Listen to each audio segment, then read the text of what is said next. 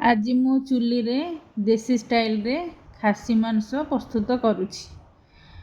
खासी मांस प्रस्तुत करने लगी मटन 1 केजी नहीं, कटा आलू नहीं, पियाज नहीं, टमाटो नहीं, अदा नहीं, लसुन नहीं, किछि जीरा कंचा लंका नहीं, आ गोटा मसला मध्य नहीं, दही मध्य किछि नहीं। मटन को आम भल भाव में धोईदबा, से हल्दी गुंड, जीरा गुंड, दही, अदा पेस्ट, रसुन पेस्ट सबू देकी भल भाव में गोलाई दबा। भल भाव में गोलाई देकी ताकू मारिनेट करिकी घोड़नी घोड़ाई रखीदबा। तापर कटा होइथिबा आलू को आमे कड़ाई रे भाजी दबा। आलूटा भलर कलर आसीबा और आलूटा सिझिबा पई आमे किछि लंका गुंड, किछि हल्दी गुंड, किछि लूण ऐड करिबा। आलू रे हलदी, लूण, लंका गुंड मिसाई की भल भाव में गोलाई देई किछि समय ताकू भाजीबा। तापर घोड़नी देई घोड़ाई देबा।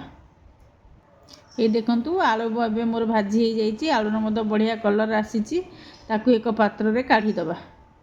देखंतु कड़ाई एबे बहुत गरम अच्छी से तेल ढालिकी आमे प्रस्तुत कर रखी गोटा मसला दालचीनी, गुजराती, लवंग, गोलमरीच पकईकी भल भाव में भाजी दबा। तापर आमे पियाज कटा होइतिबा पियाज को पकाइबा। प्रथमे किछि समय भाजी दबा।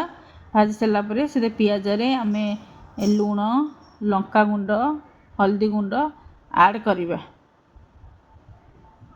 से काश्मीरी चिली ऐड करिबा जेपरि तरकारी रो कलर बहुत भल आसीबो। बाटिकी रखी पर आमे बाटिकी रखिथिबा प्रथमे रसुन पेस्ट को देई देबा। रसुन पेस्ट देई मसला सहित भल भाव में गोलाई दबा। रसुन पेस्ट पकई पियाज सहित ताकू भल भाव में मिक्स करी दबा। देखंतु वर्तमान जो रसुन बटा मसला पियाज सहित भल भाव में मिक्स हो जाइए। तापर आमे बाटिकी रखिता अदा पेस्ट को से मसला सहित ऐड करिबा।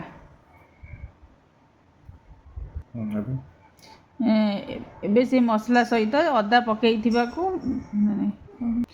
से अदा को से मसला सहित भल भाव में कसी दबा। तापर आमे लंका जीरा जो बटा है थिबो से मसला सहित ऐड करिबा।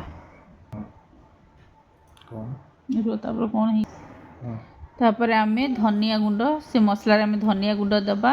कटा होइतिबा टमाटो को से मसला रे पकेईकी भल भाव में मिक्स करिबा। भल भाव में मसला को मिक्स करी दबा। ता पाखरे थिबा घोड़नी को घोड़ाई दबा।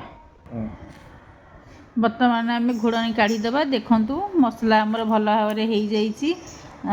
मसला ऊपर तेल मध्य आसी जाइए। तापर हमर मैरिनेट करिथिमा मटन को से मसला रे पकेईकी भल भाव में गोलाइबा। किछि समय मटन को से मसला सहित भल से कसिबा परे हमर घोड़नी की घोड़ाई दबा। पुणी 10 मिनट पर पुणी आम घोड़नी देखी मसला को पुणी आउ थे मटन सहित 10 मिनट पर पुणी आम घोड़नी काढ़ी आउ थे से मसला को खेलाइबा जेमिति आमर मसला से कड़ाई रे न लगी थाए। देखंतु वर्तमान ए मसला मोर कड़ाई रे टोटाल लगी ना। आ धीरे धीरे मटन रू कलर आसबाक लगिलानी। जेहेतु मसला लगी ना मु पुणी आउ थे मटनटा सिझिबा लगी घोड़नी के आउ थे घोड़ाई रखी देइछि। वर्तमान आम घोड़नी को काढ़ी दबा। एबे मटन रो बहुत बढ़िया कलर आसी जाइए। मटन भी अधा सिझी गलानी। आमे वर्तमान एबे सेतिले मीट मसला ऐड करिबा। मीट मसला ऐड करि सारी ताकू भल से गोलाई देकी घोड़नी पुणी देई दबा। देखंतु वर्तमान मो मटन प्रायतः सिझी आसिलानी। मो पाखरे भजा होइथिबा आलू को सेथरे ऐड करिकी ताकू भल भाव में कसी दबा। आ कसिकी घोड़नीटा घोड़ाई दबा। देखंतु वर्तमान मोर मटनटा भल भाव में सिझी जाइए। आलू मध्य सिझी जाइए। एबे मो पाखरे मु गरम करिथिबा पानी को ए मटन रे ऐड करिवि। आ पानी रो कलर आसीबा लगी तरकारीर कलर आसवा लगी मुझे गरम पानी रे किछि लंका गुंड लुण आड करिछि जहाँद्वारा कि कौन तरकारीर फ्लेवर भल आसो सहित कलर मध्य बहुत बढ़िया आसो। प्रथम मु मटन पानी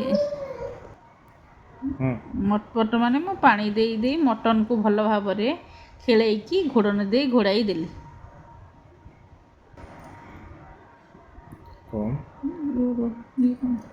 देखंतु बर्तमान तरकारी बहुत बढ़िया कलर आसी जाइए मांस मध्य कंटारू मांस मध्य छाड़ी जाउची। एठुर आमे जानि पारले जे मोर मटन बहुत भल भाव हो गलानी। बर्तमान मु तरकारी रे मोर गरम मसला और धनिया पत्र ऐड करिछि।